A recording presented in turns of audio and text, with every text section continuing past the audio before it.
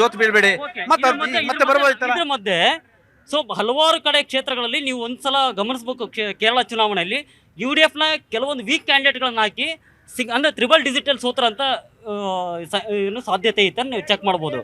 So BJP ಎಲ್ಲೆಲ್ಲಿ vote ತಗೊಳಕ್ ಶುರುವಾತು ಅಲ್ಲಿ UDF ನ ವೀಕ್ ಕ್ಯಾಂಡಿಡೇಟ್ಗಳು ಇರೋದ್ರಿಂದಾನೆ ಇವತ್ತು ಆ ಸೋಲಿಗೆ ಕಾರಣ ಆಗೈತೆ ಹೊರತು ಬರೀ ನಮ್ಮ ಆಂಟಿ ಇನ್ಕಮ್ ಬೇಸಿಕ್ ಒಂದೇ ಒಂದು ಕಾಂಗ್ರೆಸ್ ಅವರು ಹೇಳ್ತಿದ್ರು ನಿಮ್ಮ LDF ಅಂದ್ರೆ ಕಮ್ಯುನಿಸ್ಟ್ ಗೆ ಇಂಡೈರೆಕ್ಟ್ಲಿ ಸಪೋರ್ಟ್ ಮಾಡಿದ್ರು. UDF ಅಧಿಕಾರಕ್ಕೆ ಬರ್ತನ್ನ ಕಾರಣಕ್ಕಾಗಿ ಕಮ್ಯುನಿಸ್ಟ್ ಗೆ ಪರೋಕ್ಷವಾಗಿ ವೀಕ್ ಕ್ಯಾಂಡಿಡೇಟ್ ಹಾಕಿ ಅವ್ರಿಗೆ ಅನುಕೂಲ ಮಾಡಿಕೊಟ್ರು ಅಂತ ಹೇಳ್ತಾರೆ. ಹೌದು, ಇದು 100% ಸಹ ಸತ್ಯ. ಇವತ್ತು ಕಾಂಗ್ರೆಸ್ ಅಥವಾ ಅದು UDF ಇವತ್ತು LDF ಗವರ್ಮೆಂಟ್ ಅನ್ನ ತೆಗಿಬೇಕು ಅನ್ನೋ ಉದ್ದೇಶಕ್ಕೆ ಅವರು ನೇರ ಹೇಳಿರೋದಂತ ನಿಮಗೆ ಮಾಧ್ಯಮಗಳಲ್ಲಿ ಸಹ ಕಾಂಗ್ರೆಸ್ ಹೇಳಿದ್ರು. ಬಿಜೆಪಿ ಜೊತೆ ನಿಮ್ದು ಅಂಡರ್ಸ್ಟ್ಯಾಂಡಿಂಗ್ ಇತ್ತು ಈ ಚುನಾವಣೆಯಲ್ಲಿ. ನಿಮಗೆ ಇಡೀ ಜಗತ್ತಲ್ಲೇ ಗೊತ್ತಿರಬಹುದು, ಯಾವತ್ತೂ ಸಹ ನಾವು ಲೆಫ್ಟ್ ಪಾರ್ಟಿ ಒಂದು ರೈಟ್ ಫೋರ್ಸ್ಗೆ ಕೊಡಕ್ ಸಾಧ್ಯನೇ ಇಲ್ಲ. ಎಸ್ ಸರ್, ಎಲ್ಲೊಂದ್ ಕಡೆ ತಮಿಳುನಾಡು ವಿಜಯವನ್ನು ನೋಡಿದ್ರೆ ಆಮ್ ಆದ್ಮಿ ಪಾರ್ಟಿಗೆ ಸಂತೋಷ ಆಗ್ತಿದೆ ಅನ್ಸುತ್ತೆ. ಖಂಡಿತ ಸರ್, ಯಾಕಂದರೆ ಅವರು ಇವತ್ತು ನಮ್ಮ ದೇಶದಲ್ಲಿ ಏನು ಈ ಎರಡು ರಾಷ್ಟ್ರೀಯ ಪಕ್ಷಗಳು BJP ಮತ್ತು ಕಾಂಗ್ರೆಸ್ಸು ನಮ್ಮನ್ನು ಬೈತಾ ಇದ್ರು, ಅದನ್ನು ಫಾಲೋ ಮಾಡಿಕೊಂಡೇ ಇವತ್ತು BJP ಆಗಲಿ ಕಾಂಗ್ರೆಸ್ ಆಗಲಿ ಇವತ್ತು ಅದನ್ನು ಫಾಲೋ ಮಾಡಿಕೊಂಡೆ ಎಲ್ಲ ಕಡೆನೂ ಜಯ ಗಳಿಸ್ತಾ ಇದ್ದಾರೆ. ಸಂತೋಷ ನಮಗೆ. ಏನು ಭ್ರಷ್ಟ ನಡೀತಾ ಇದೆ ತಮಿಳುನಾಡಲ್ಲಿ, ಇವತ್ತು ಯುವಕರಿಗೆ ನಮ್ಮ ರಾಜ್ಯದಲ್ಲಾಗಲಿ ಕೇಂದ್ರದಲ್ಲಾಗಲಿ ನಮ್ಮ ರಾಷ್ಟ್ರದಲ್ಲಿ ಯುವಕರಿಗೆ ಕೆಲಸಗಳು ಕೊಡ್ತಾ ಇಲ್ಲ. ಯಾರೂ 1 ಕೋಟಿ ಕೆಲಸ ಕೊಡ್ತೀವಿ, 2 ಕೋಟಿ ಕೆಲಸ ಕೊಡ್ತೀವಿ ಅಂತ ಬರೀ ಸುಳ್ಳು ಹೇಳ್ಕೊಂಡು ಬದುಕ್ತಾ ಇರ್ತಕ್ಕಂಥ ಈ ಅಮಾಯಕ ಕಾರ್ಯಕರ್ತರಿಗೆ ಏನು ಹೇಳೋದಕ್ಕಾಗಲ್ಲ. ಇವರು ಅಂಧ ಕಾರ್ಯಕರ್ತರು BJPನಲ್ಲಿ. ಇವತ್ತು ಮುಖ್ಯವಾಗಿ ನಮ್ಮ ದೇಶದಲ್ಲಿ ಬೇಕಾಗಿರೋದು ಯುವಕರಿಗೆ ಕೆಲಸ ಬೇಕು. ಈ ನಿಟ್ಟಿನಲ್ಲಿ ತಮಿಳುನಾಡಲ್ಲಿ ವಿಜಯ್ ಅವರು ಕೆಲಸ ಮಾಡೋದಕ್ಕೆ ಮುಂದೆ ಬಂದಿದ್ದಾರೆ. ಅವರಿಗೆ ಧನ್ಯವಾದಗಳು. ದ್ರಾವಿಡ ನೆಲದಲ್ಲಿ ದ್ರಾವಿಡ ಪಕ್ಷಗಳೇ ಪಾರಪತ್ಯವನ್ನ ಮಾಡಬೇಕು ಅಂತ ಹೇಳ್ತಕ್ಕಂಥದ್ದು. ನಿಮಗೆ ಕಾಮರಾಜಿಂದ ಹಿಡಿದು ಕರುಣಾನಿಧಿಯವರೆಗೆ, ಕರುಣಾನಿಧಿಯಿಂದ ಹಿಡಿದು ಸ್ಟಾಲಿನ್ ಅವರಿಗೆ, ಜಯಲಲಿತಾ, ರಾಮಚಂದ್ರನ್ ಅಂತವರು ತಮಿಳುನಾಡಲ್ಲಿ ಆಳ್ವಿಕೆಯನ್ನ ಮಾಡಿರ್ತಕ್ಕಂಥದ್ದು. ನಿಮಗೆ ಗೊತ್ತಿರಲಿ, ತಮಿಳುನಾಡಲ್ಲಿ DMK ADMK ಹಳೆ ಪಕ್ಷಗಳ ಅಷ್ಟು ಸ್ಥಿತಿಗತಿಯನ್ನ ಅಲ್ಲಿನ ಯುವಕರು ಸ್ಟಡಿಯನ್ನ ಮಾಡಿದ್ರು. ಸುಮಾರು 26 ಸಾಮಾನ್ಯ ಕ್ಷೇತ್ರಗಳಲ್ಲಿ ದಲಿತರು ಗೆದ್ದು ಬಂದಿದ್ದಾರೆ. ಮತ್ತು ಅಲ್ಲಿಯ DMK ಸರ್ಕಾರದ ಆಂಟಿ ಇನ್ಕಮಿಸ್ ಕೂಡ ವರ್ಕ್ ಆಗಿರ್ತಕ್ಕಂಥದ್ದು. ಅಂದ್ರೆ ಜಂಜಿ ಮತದಾರರು ಹೊಸ ಮುಖಗಳನ್ನು ನೋಡ್ತಿದ್ದಾರೆ ಅಂತಕ್ಕೆ ಇದು ಸ್ಪಷ್ಟವಾದ ಒಂದು ಉದಾಹರಣೆ ಅಲ್ವಾ? ಯಾಕಂದ್ರೆ BJP ಕೂಡ ಅನೇಕ ಪ್ರಯೋಗಗಳನ್ನ ತಮಿಳುನಾಡಲ್ಲಿ ಮಾಡ್ತು. ಕರ್ನಾಟಕದ ಕೇಡರಾಗಿರ್ತಕ್ಕಂಥ IPS ಅಧಿಕಾರಿ ಅಣ್ಣಾಮಲೈರವ್ರನ್ನ ರಾಜೀನಾಮೆ ಕೊಡಿಸಿ ಅಲ್ಲಿ BJPಯ ರಾಜ್ಯಾಧ್ಯಕ್ಷ ಪ್ರಯೋಗ ಮಾಡ್ತು, ವರ್ಕೌಟ್ ಆಗಲಿಲ್ಲ. ಅಣ್ಣಾಮಲೈರವರು ಏನೆಲ್ಲ ಪ್ರಯತ್ನವನ್ನು ಮಾಡಿದ್ರು, ತಾವೇ ಚಾಟಿ ಹಿಡ್ಕೊಂಡು ಹೊಡ್ಕೊಳ್ಳೋಕೆ ಶುರು ಮಾಡಿದ್ರು. ಆದರೆ ಅವ್ರನ್ನು ಕೂಡ ತೆಗೆದ್ರು, ಬೇರೆ ಒಬ್ಬರನ್ನು ಮಾಡಿದ್ರು. ADMK ಜೊತೆ ಮೈತ್ರಿಯನ್ನು ಮಾಡಿಕೊಂಡ್ರು. ತಮಿಳುನಾಡಲ್ಲಿ ಏನಾದರೂ ಪ್ರಯೋಗ ಮಾಡ್ಬೋದು ಅಂತೇಳಿ BJP ಫೇಲ್ ಇರುತ್ತೆ. ಆದರೆ TVK ವಿಜಯರವರು ಭ್ರಷ್ಟಾಚಾರದ ವಿಚಾರ, ಉದ್ಯೋಗದ ವಿಚಾರ ಮತ್ತು ಉಚಿತ ಕೊಡುಗೆ ಕಾರಣಕ್ಕಾಗಿ ವಿಜಯ್ ಅಂತವ್ರು ಇವತ್ತು DMK ಮತ್ತು ADMK ಅಂತ ಪಕ್ಷಗಳನ್ನ ನೀರು ಕುಡಿಸಿರ್ತಕ್ಕಂಥದ್ದು. ಇದನ್ನೆಲ್ಲ ಗಮನಿಸಿದ್ರೆ ಎಲ್ಲ ಒಂದು ಕಡೆ ಹಳೆ ಸಿದ್ಧಾಂತ, ಹಳೆ ಸ್ಟ್ರಾಟಜಿ ಇವ್ಯಾವ ವರ್ಕೌಟ್ ಆಗಲ್ಲ. ದೇಶಾದ್ಯಂತ ಯುವಕರು ಹೊಸ ಮುಖಗಳನ್ನು ನೋಡ್ತಿದ್ದಾರೆ ಅನ್ನೋದೊಂದು ಸ್ಪಷ್ಟವಾಗಿ ವಿಜಯ್ ಅವ್ರದ್ದು ನೋಡಿದ್ರೆ ಗೊತ್ತಾಗುತ್ತಾ ಸರ್? ಅದು ವಿಜಯ್ ಅವರು ಅಂತ ಹೇಳಿದ್ರೆ ಅವ್ರನ್ನ ಸಿನಿಮಾ ನಟ, ಅವ್ರನ್ನ MGR ಹೋಲಿಸ್ತಾ ಇದ್ದಾರೆ. ಬಟ್ MGR DMK ಪಾರ್ಟಿಯಲ್ಲಿ 20 ವರ್ಷ ಕೆಲಸ ಮಾಡಿ ಅದಾದ ಮೇಲೆ ಅವ್ರ ಸ್ವಂತ ರಾಜಕೀಯ ಪಕ್ಷ ಕಟ್ಟಿದವರು. ಇವ್ರಿಗೆ ಏನಮ್ಮ ಅನುಭವ ಇದೆ? ಇನ್ನು ಬಚ್ಚ ಇವರು. ಏನೋ ಜನರು, ತಮಿಳ್ನಾಡು ಜನರು ತುಂಬಾ ಎಮೋಷನಲ್. ಅವರು ಫಿಲ್ಮಲ್ಲಿ ಮಾಡ್ದಂಗೆ ನಮಗೆ ನಿಜವಾದ ಲೈಫಲ್ಲೂ ಮಾಡ್ಬಿಡ್ತಾರೆ ಅಂತ ಹೇಳಿ ನಂಬಿ ಅವ್ರಿಗೆ ಓಟ್ ಹಾಕಿದ್ದಾರೆ. ಅಣ್ಣಾಮಲೈ ಅವ್ರನ್ನ ವಿಷಯ ನೀವು ತಗೊಂಡ್ರಿ, ಆಕ್ಚುಲಿ ಅವ್ರ ಲೈಫಲ್ಲಿ ರಿಯಲ್ ಹೀರೋ ಅವರು. ಯಾವ ತರ ಇರೋರಿ ಸರ್? ಸಿಂಗಂ ಸರ್ ಅವರು. ಇವೆಲ್ಲ ಕಥೆ ಹೊರಗಡೆ ಸಿಂಗಮ್ಮು ರಂಗಮ್ಮು ಏನು ಅಲ್ಲ. ಅವರು ಈ ದೇಶದ ಒಬ್ಬ IPS ಅಧಿಕಾರಿ. ನಮ್ಮ ಟ್ಯಾಕ್ಸ್ ಸಂಬಳ ತಗೊಂತಿದ್ರು. ಅವರು ಈ ದೇಶದ ಕಾನೂನು ವ್ಯವಸ್ಥೆ ಸರಿಯಾಗಿ ಮಾಡ್ತಿದ್ರು. ಯಾವ ಸಿಂಗಮ್ ಅಲ್ಲ. ಅವ್ರನ್ನ ವೈಭವೀಕರಿಸಕ್ಕೆ ಹೋಗ್ಬೇಡಿ. ಸಿಂಗಮ್ಮು ರಂಗಮ್ಮು ತಮಿಳುನಾಡಲ್ಲಿ ವರ್ಕೌಟ್ ಆಗಲಿಲ್ಲ. Yes sir, yes madam. ಎಲ್ಲ ಒಂದು ಕಡೆ ಕಮ್ಯುನಿಸ್ಟ್ ಪಾರ್ಟಿ ದಿನೇ ತನ್ನ ಹಳೆಯ ಸಿದ್ಧಾಂತಕ್ಕೆ ಜೋತು ಬಿದ್ದು ತಮ್ಮ ಕಾರ್ಯಕರ್ತರು ಭಾರತೀಯ ಜನತಾ ಪಶ್ಚಿಮ ಬಂಗಾಳದಲ್ಲಿ ಇವತ್ತು BJPಗೆ ಕೈ ಬಲಪಡಿಸುವಂಥವ್ರೆ ಕಮ್ಯುನಿಸ್ಟ್ನ ಕಾರ್ಯಕರ್ತರು. ಎಲ್ಲ ಒಂದು ಕಡೆ ಇದು ನಿಮಗೆ ದಿನೇ ನಿಮ್ಮ ಹಳೆಯ ಸಿದ್ಧಾಂತ, ಕರ್ಮಠ ಸಿದ್ಧಾಂತ ನಿಮಗೆ ಕೈ ಕೊಡ್ತಾ ಇದೆಯಾ? ಹಾಗೇನಿಲ್ಲ. ಬದಲಾವಣೆಯನ್ನು ಕೇಳ್ತಕ್ಕಂಥ ಜನ ಇದ್ದಾರೆ, ಬಯಸ್ತಕ್ಕಂಥವ್ರು ಇರ್ತಾರೆ. ಜೊತೆಗೆ ಏನಾಗ್ತಾ ಇದೆ ಅಂದರೆ ಇವತ್ತಿನ ಅಲ್ಲಿನ ಏನು ಈ ದೀದಿಯವರ ಏನು ಪ್ರಾದೇಶಿಕ ಪಕ್ಷ ಇದೆ ಅದರ ವಿರುದ್ಧವಾಗಿ ಈ ಒಂದು BJP ಸರ್ಕಾರ ಕೆಲಸ ಮಾಡಿದೆ. ಜೊತೆಗೆ ನಮ್ಮ ಪಕ್ಷಗಳು ಕೂಡ ಅಲ್ಲಿ ಇದ್ದಾವೆ. ಅದ್ರ ಸಿದ್ಧಾಂತಗಳು ಒಂದೇ ಇರುತ್ತೆ.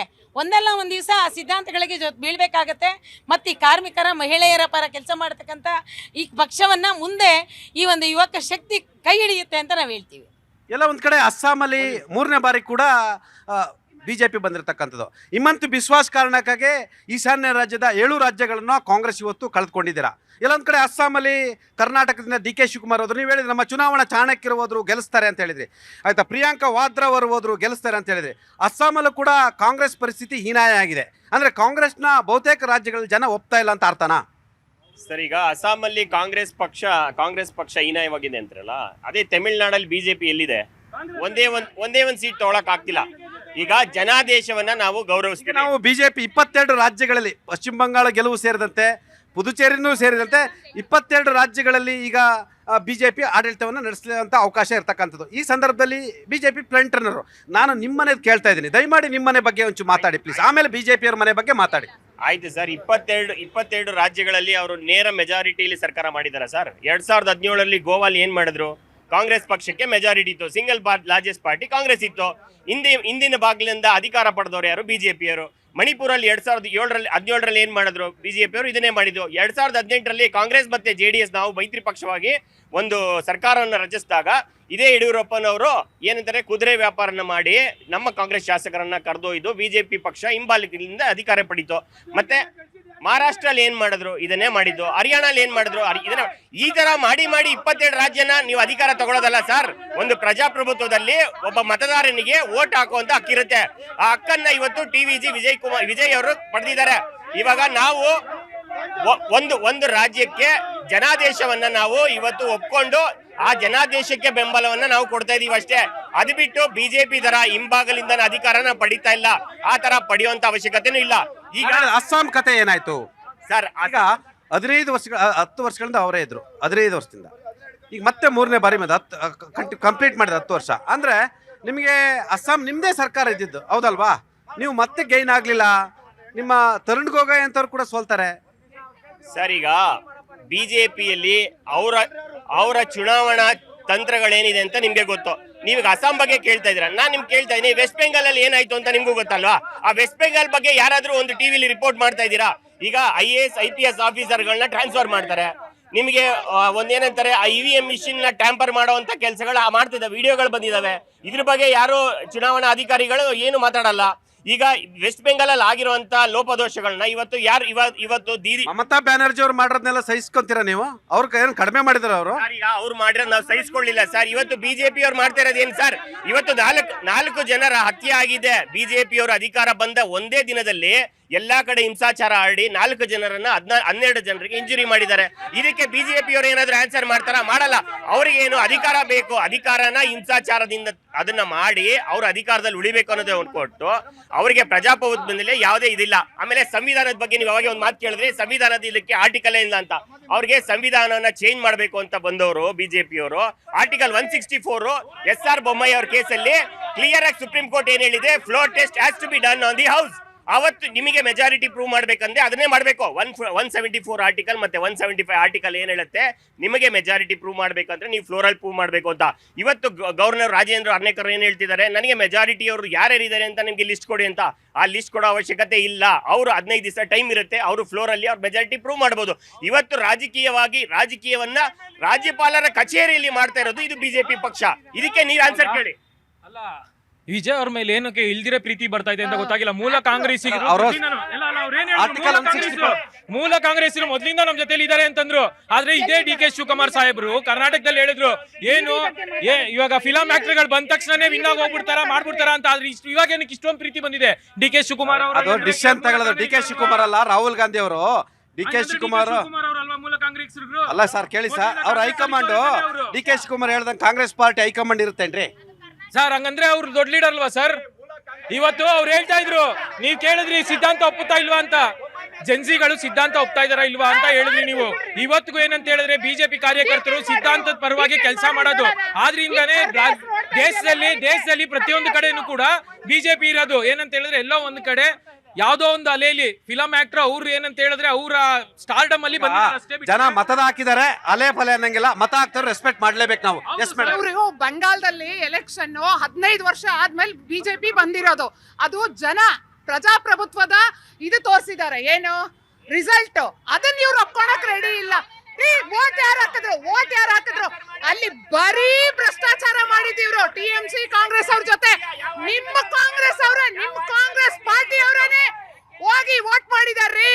ಅಂತ ದೀದಿ ಗವರ್ಮೆಂಟ್, ಅಂತ ಭ್ರಷ್ಟಾಚಾರದ ಗವರ್ಮೆಂಟ್ ಇವತ್ತು ಜನ ಬೀದಿಲ್ ಬಂದು ಸೆಲೆಬ್ರೇಷನ್ ಮಾಡ್ತಾ ಇದ್ದಾರೆ. ವೆಸ್ಟ್ ಬೆಂಗಾಲ್ ಅಲ್ಲಿ ಬಿಜೆಪಿ ಬಂದಿರೋದಕ್ಕೆ ಅರ್ಥ ಆಯ್ತು. ಬಂದ್ ನೋಡಿ, ನೀವು ಹೊಡೆದಾಗ್ತಾ ಇರೋದು ದೀದಿ ಇನ್ನೂ ಮುಗಿಸ್ತಾ ಇಲ್ಲ. ದೀದಿಗೆ ಯಾವಾಗ ಎಂಡ್ ಆಗುತ್ತೆ ಗೊತ್ತಿಲ್ಲ. ತಮಿಳ್ನಾಡಿನ ಬಿಜೆಪಿ ಕನಸು ಭಗ್ನ ಆಯ್ತು. ADMK ಜೊತೆ ಸೇರ್ಕೊಂಡು ಏನೋ ಮ್ಯಾಜಿಕ್ ಮಾಡ್ಬೋದು ಅಂತ ನೋಡ್ರಿ. ಅಣ್ಣಾಮಲೈ ಅಧ್ಯಕ್ಷ ಮಾಡಿದ್ರೆ ಕೆಳಗಿಳಿಸಿದ್ರಿ. ಸರ್ ಇಲ್ಲಿ ಯಾರ್ದು ಕೆಳಗಿಳಿಸಿಲ್ಲ ಸರ್. ಇಲ್ಲಿ ಅಣ್ಣಾಮಲೈ ಅವ್ರದ್ದು ಎಲ್ಲಾರು ಜನ ಅರ್ಥ ಮಾಡ್ಕೋತಿಲ್ಲ. ಅವ್ರು ಬರೀ ಒಂದ್ MLA, ಒಂದ್ MP ಆಗಕ್ಕೆ ರಾಜಕೀಯಕ್ಕೆ ಬಂದಿಲ್ಲ.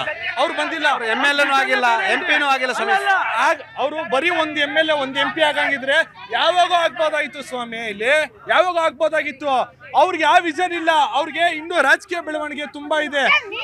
ರಾಜಕೀಯದಲ್ಲಿ ಅವ್ರು ಇನ್ನೂ ದೊಡ್ಡ ಮಟ್ಟದಲ್ಲಿ ಹೋಗ್ತಾರೆ ಸರ್. ಅದು ಸಂಪೂರ್ಣ ನಮ್ಗೆ ನಂಬಿಕೆ ಇದೆ ಸರ್. ವೆಸ್ಟ್ ಬೆಂಗಾಲ್ ಅಲ್ಲಿ ತಗೊಳ್ಳಿ ಸರ್, ಇದೇ ದೀದಿ ನಮ್ಮ ಗೌರವಾನ್ವಿತ ಹೋಮ್ ಮಿನಿಸ್ಟರ್ನ ಯಾರು ಹೋಮ್ ಮಿನಿಸ್ಟರ್ ಅಂದ್ರು, ಹೋಮ್ ಮಿನಿಸ್ಟರ್ ತಾಕತ್ತು ಏನು ಅಂತ ಇಡೀ ಜಗತ್ಗೆ ಗೊತ್ತಾಯ್ತು ಇವತ್ತು. ಈ ದೀದಿ ನಾಟಕವನ್ನು ಸಂಪೂರ್ಣವಾಗಿ ಜನ ನೋಡಿದ್ದಾರೆ. ಅವ್ರು ನಮ್ಮ ಬಕಡೆ ಮಲಗಿಸಿದ್ದಾರೆ. ಇವಾಗ ನೋಡಿ ಹೊಸ ಖ್ಯಾತೆ ತೆಗ್ದವ್ರೆ. ನಾನು ಮುಖ್ಯಮಂತ್ರಿ ಸ್ಥಾನಕ್ಕೆ ರಾಜೀನಾಮೆ ಕೊಡಲ್ಲ ಅನ್ಬಿಟ್ಟು ಈಗ ಅವಕಾಶ ಇದೆ. ಕಮ್ಯುನಿಸ್ಟ್ ಪಾರ್ಟಿ ಬಗ್ಗೆ ನಾನು ಮಾತಾಡ್ತಿದ್ದೀನಿ. ನಿಮಗೆ ವೆಸ್ಟ್ ಬೆಂಗಾಳಲ್ಲಿ ನೀವು 34 ಇಯರ್ಸ್ ಆಡಳಿತ ನಡೆಸ್ತಂಥವ್ರು. ನಿಮ್ಮ ಕಾರ್ಯಕರ್ತರ ಲಾಸ್ಟ್ಗೆ ಭಾರತೀಯ ಜನತಾ ಪಕ್ಷದ ಮುಖ ಮಾಡಕ್ಕೆ ಹೋದ್ರು. ಅಂದ್ರೆ ನಿಮ್ಮ ಸಿದ್ಧಾಂತಗಳಲ್ಲಿ ಒಂದಷ್ಟು ಬದಲಾವಣೆ